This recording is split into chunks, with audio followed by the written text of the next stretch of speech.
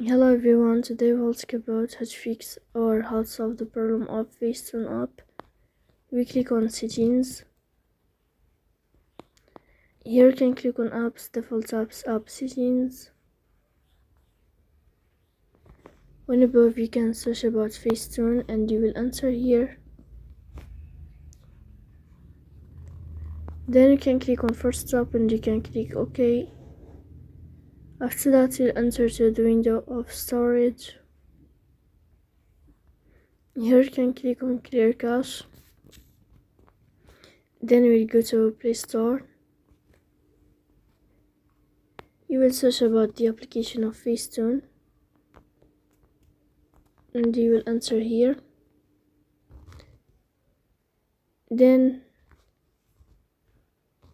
here in this page, if you find updated, then you can update your app.